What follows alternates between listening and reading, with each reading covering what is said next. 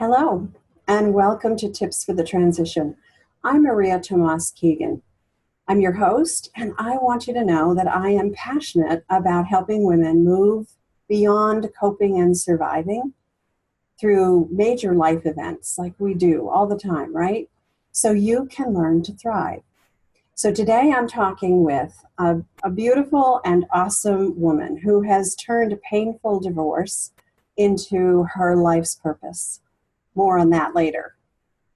But for now, Michelle Buonincontri is going to share a bit about her story of feeling emotionally and financially trapped in her marriage for a very long time and what she did about it. Hello, Michelle. Hi, Maria. How are you today? I'm well, thank you. And thank you so much for joining us, and welcome to Tips for the Transition. Thank you. I'm excited to be here. Good. There are lots of ways we can feel trapped in marriages. I know that from experience. Would you please tell us your story? Sure. I'd be happy to share that with you. Well, I guess my story started many years ago, like many of us. It was a second marriage for me. After my son was born, I realized that my husband had a drinking problem. We had a conversation about that, and we agreed to stay married until our son graduated high school. So that was really a commitment of 18 years. And I was willing to do that. You know, I felt that our children didn't ask to be born. Of course, there was also a lot of shame around that for me. I'd been married before, guilt. I didn't want to be a failure again. And so I was really going to make that work. Unfortunately, though, it doesn't matter if we want it to work or not. We don't always have all the control that we'd like to have.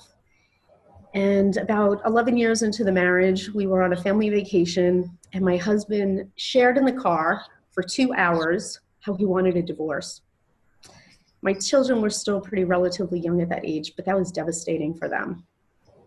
I don't want to say that they didn't know that I was unhappy, but it was definitely out there, and there was no pretending it didn't exist any longer. I had been doing my best to really just keep it smooth, get their homework done, dinner on the table, but I was always struggling with how could I be more? If I was prettier, if my house was cleaner, if I cooked 7 days instead of, 6 days a week, would he not drink? I just made it really about me, like there was something wrong with me. And I became so caught up in the doing that I really just lost myself. The same year that he announced that he wanted a divorce, I also had gone back to school because I really wanted to switch work, what I was doing, really make an impact with families. And one of the things that he shared with me was that now I didn't make the same kind of money that I used to have. And if I ever tried to divorce him, that he would ruin me financially. I was devastated. I mean, I know I wasn't happily married, but I didn't know where that came from. And that was completely out of left field. And I was terrified. What do I do now? How will I take care of my children? It was really scary, that combined with all the guilt.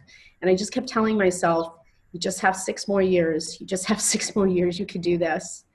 And then finally, fast forward, I guess about 3 years later, in 2011, the stress really started taking its toll on my family.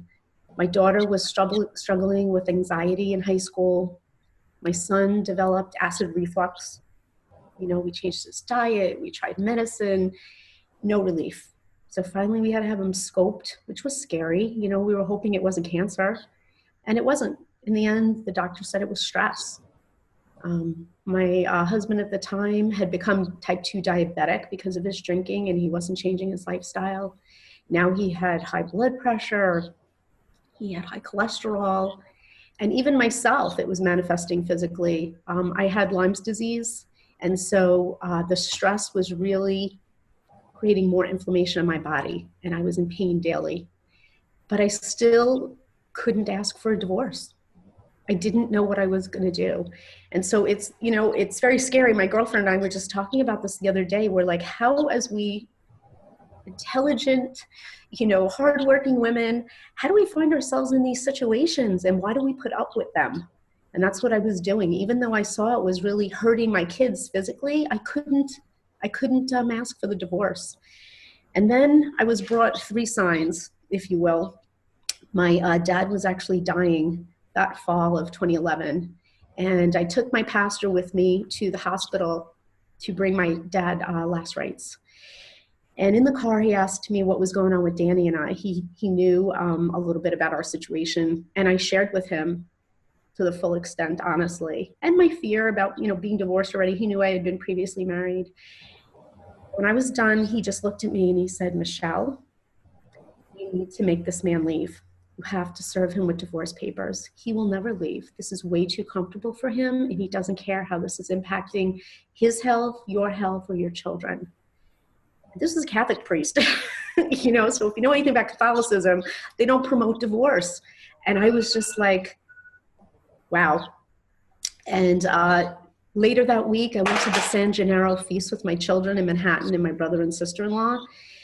And this woman approached me from the crowd. It was the oddest thing. She caught my eye, Indian woman wearing these canary yellow pants. And she came up to me and said, I need to speak with you. Do you need a reading?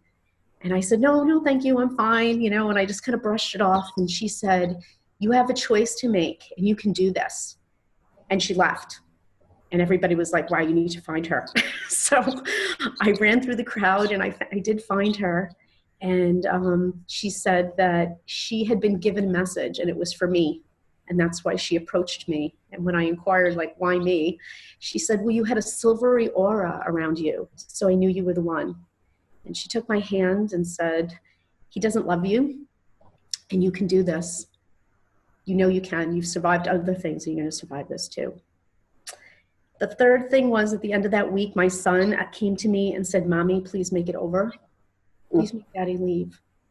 And it broke my heart. I said, oh my God, how could I not? What, and so when you're faced with that, it was like, now all of a sudden, how do I not do it? It was all my fear, all my concerns were gone.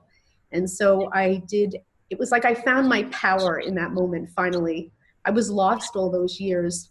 And I knew, like, I had to be Mama Bear, like, watch out.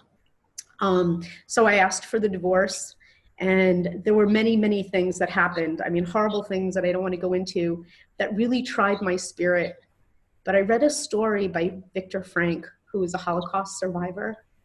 And he was stripped, starved, beaten in a square in a Nazi camp to really break his spirit. And he didn't lose hope. And what he said was, you can strip us of everything, but our last human freedom is our choice on how we're going to be in a situation. And that gave me inspiration that I'm more than my circumstances. No matter what's thrown at me, I'm going to be okay. And in the end, I actually had to leave very suddenly and move across the country with my daughter for health reasons. And the last trick in the bag was basically my ex-husband using my son as a bargaining chip. That if I wanted to leave with our daughter, that I had to give him custody. It was killing me. But I had a strength and a wisdom beyond. And I knew that my son would be okay and that this was the right thing to do, because if I forced him to come and drew this out, he would resent me and it just wouldn't be the right decision. And so against all kind of conventional Italian wisdom, if you will, don't leave your children, and I would be a bad mom. I knew it was the right thing to do. And so I picked up and moved across the country, 3,300 miles from New York to Arizona with my daughter in 2 weeks with some clothes, a couple of items, and that was it. That was it. Wow. Yeah, it was crazy. Wow. What a story. I'm so glad you shared that and the detail, and thank you for being so vulnerable. I know many of our viewers are going to relate to that story. I know I do. You were bringing tears to my eyes, Michelle. Some of the challenges you dealt with, and how your promise when your son was born so deeply affected your own life and the life of your children ultimately, and having to make that decision. It's a tough one. It's a tough one. And I know you, and I know how strong you are, so I'm not surprised. But I can imagine, having been through my own divorce, two of them actually, how we can lose ourselves in that time. So I'm happy you found your voice, and I can't wait for you to tell us in your next segment what you learned and how you chose taking responsibility as your course of action. These are some great tips, and you're not going to want to miss them, viewers, so please stay tuned. Till the next time, I'm Maria Tomás-Keegan.